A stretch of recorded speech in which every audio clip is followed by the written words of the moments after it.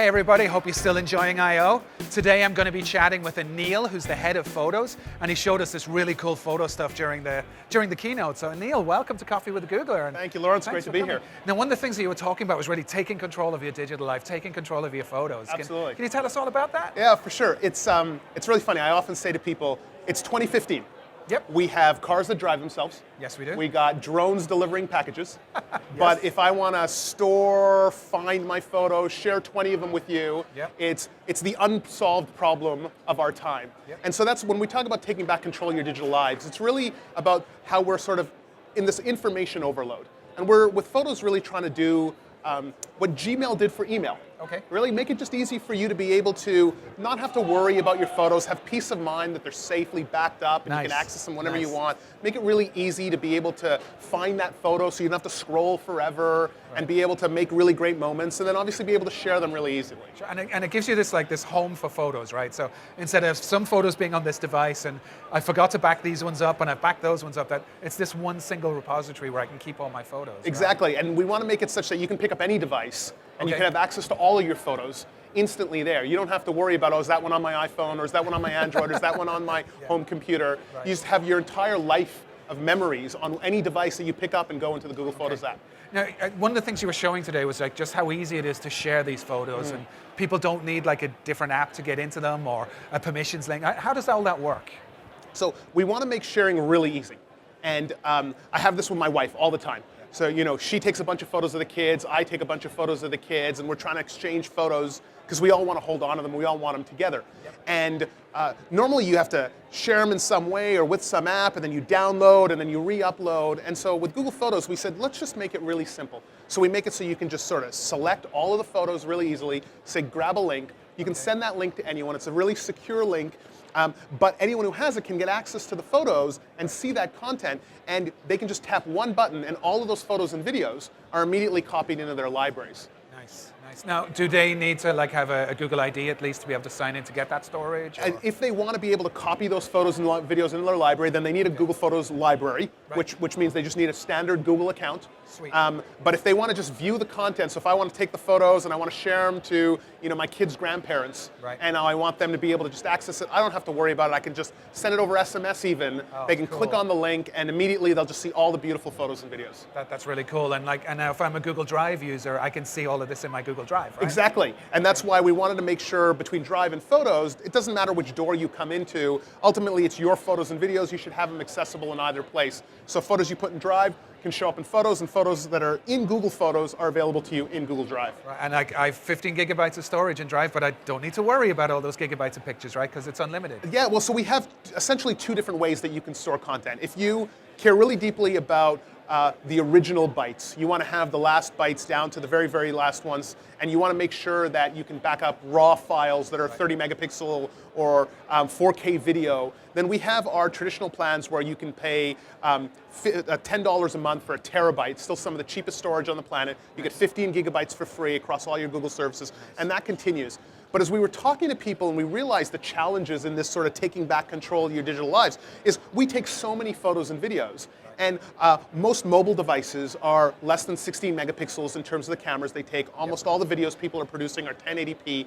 And we thought, what if we could take these photos and videos that these people are creating and let them have peace of mind? We can back them up unlimited for free. And so that's why we created this ability now to back up a lifetime of memories unlimited for free. Under 16 megapixels for photos, 1080p for HD videos, and then we use compression to maintain a near identical visual quality. But you showed that picture of the penguins, right? And that was a compressed picture. Yeah. And it was still just beautiful fidelity in it, right? Absolutely, and we have some examples where we go and we zoom in at 4 levels of detail, and really in there to the exact same levels, and we really try to make it such that it's indiscernible to the human eye, because our goal, and that's why we sort of figure out the right things based on the right photos and we do different techniques, is because we really want this to fit. You want comfort.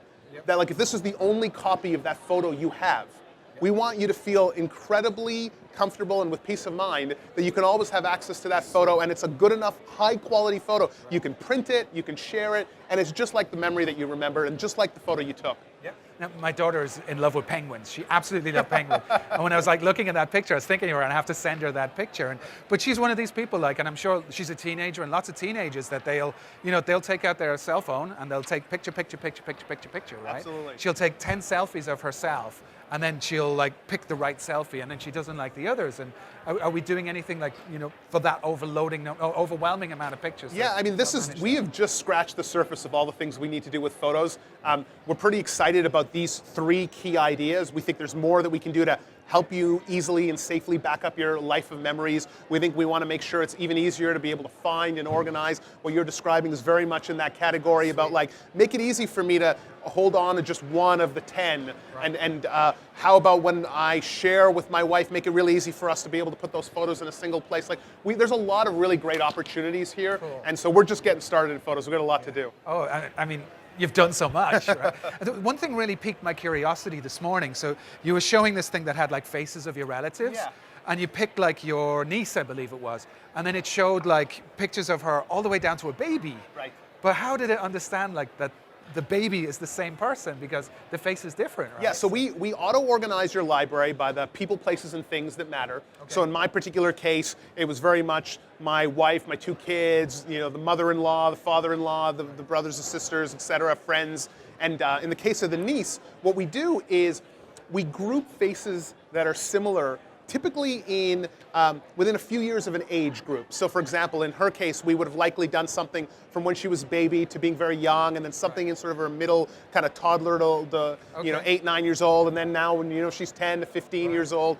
And what we do is we get high levels of confidence on those groupings. Okay. But then what we can do is, based on some really great, amazing computer vision, is we can calculate sort of feature and distance vectors around how people naturally age. And we can start looking at these sort of 3 groups, and we can look at the progression that someone has had, and we can say, you know what, the similarities here, when you apply the way people start to age, are actually make these things look like they're really, really close. And we can bring these 3 neighboring clusters together in a sort of a single one and say, hey, this is actually sort of the same face. Right. And because we're doing this 100% private for your eyes only, it's also really easy for you to go in and say, hey, you know what, Google Photos, you made a mistake.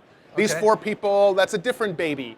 Right? Yeah. And so we try to do the best that we can, but we acknowledge that every now and then we're not going to do it right, but we make it really easy for you to tell us and then still get, curate those results in the right way. We're running low on time, but there's one last question I got to ask, and that was like the mountain biking thing, the videos that you showed. Like that was like hours of videos, right? But how was it able to take those hours of videos and turn them like into that one exciting moment, including you taking the tumble? Yeah, I wish it left that part out, by the way. No, I love it. I keep it in. So what we do with our movies is when people upload lots of videos, we find that no one really consumes them, because you typically get a great 3 to 4 second moment, but you often capture minutes of video. Right. In that example, I captured multiple hours of GoPro footage, right, when you're mountain biking. And so you sort of upload it because you're like, oh, maybe there's a nugget in here, but honestly, I never would have got back to it. And so what Google Photos did for me is it analyzed that content. It looked for what the best shots are based on the composition, the lighting, it looked for faces, it looked for motion. And it gave me particular clips and was able to stitch that together automatically. Now it's a starting point. I can go in and edit it. I can say, you know what, I don't want these 3 clips, or I want to add these, or I want to change the theme or soundtrack. It gives me some options, but it's a great starting point. We use some really great technology to put that together. And it just created a nice little story for you, right? Exactly. Well, and that's a moment. We do this. And then I would share that, right? I was never going to share 4 hours of GoPro footage of me mountain biking. Well, a 24-second some people would video. love to watch it, but you're too kind. I don't think they would, but yes. So thank you so much, Anil. That was fabulous. And the new Google Photos, it's available to download now for iOS and Android. So go check it out. And it's also on the web, photos.google.com. Also on the web. So I can actually take my old photos and upload them on the web? Absolutely, right now. Sweet. Photos.google.com, and it's available for Android and iOS. Thank you so much, Thanks, Anil. Laurence. Appreciate the time. Thank you. Cheers.